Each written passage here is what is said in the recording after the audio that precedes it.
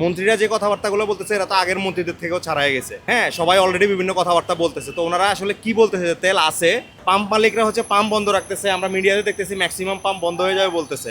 So actually কি হবে আমরা জানি না, বা ওনাদের মধ্যে সমন্বয়ের অভাব। এখন ওনারা সমন্বয় করে যদি ব্যাপারগুলো সমাধান করে, 2-3 ঘন্টা সিরিয়াল ধরে 200-300 টাকার তেল নেওয়া এটা আসলে মানে হয় না কোনো। ফুল ট্যাঙ্ক যদি ব্যবস্থা করা যায়, যে হ্যাঁ 1 ঘন্টা সিরিয়াল ধরে কেউ ফুল ট্যাঙ্ক নিচ্ছে, তাহলে কিন্তু আলটিমেটলি জ্যামটা কমে যায়। আমি একবার ফুল ট্যাঙ্ক করতে পারলে আমার নেক্সট 10 দিন তেল লাগতেছে না, 10 দিন আমার হেসেল নাই। ম্যাক্সিমাম বাইকারের ইস্যুটাই সেম।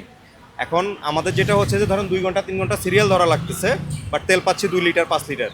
সো আবার 2 দিন পরে আবার সিরিয়াল ধরা লাগতেছে। মানে মাসের মধ্যে যদি এভাবে হয়, লাস্ট 15 দিন কিন্তু এভাবেই চলতেছে। সো আমি আশা করি যে গভর্নমেন্ট এই ব্যাপারটা সমাধান করবে। আমরা শুনতেছি যে মিডিয়াতে তেলের কোনো সংকট নাই, বাট পাম্পে গেলে কোথাও তেল নাই। তো গভর্নমেন্ট হয় আমাদের সাথে এটা ফাঁকিবাজি করতেছে, নাহলে ব্যবসায়ীরা সিন্ডিকেট করতেছে দাম বাড়ানোর জন্য। তো ভাই দাম বাড়ায়ও হইলেও আপনারা তেলটা অ্যাভেলেবেল করেন, এটাই হচ্ছে আমাদের চাওয়া আর কি। না আসলে আমরা যে ট্যাক্স পে করতেছি, ওই ট্যাক্সের টাকা দিয়ে যারা গভর্নমেন্টের বাহিনী যারা আছে তেল নিচ্ছে, ওদের জন্য কিন্তু একটা কার্ড আছে, ওরা টোকেন দিয়ে ফুল ট্যাঙ্ক করতে পারতেছে। সরকার অবশ্যই করার আছে, সরকার চাইলে সবকিছুই করতে পারে। আর তেলের দাম তো বাড়ার জন্য তারেক রহমানকে বলা হয়েছিল, প্রধানমন্ত্রীকে, সে নাকি না করছে। এখন সে না করার পরে হয়তো ব্যবসায়ীরা চাচ্ছে দাম বাড়ানোর জন্য এই চাপটা সৃষ্টি করছে আর কি, যদি তেল অ্যাকচুয়ালি ডিপুতে থেকে থাকে।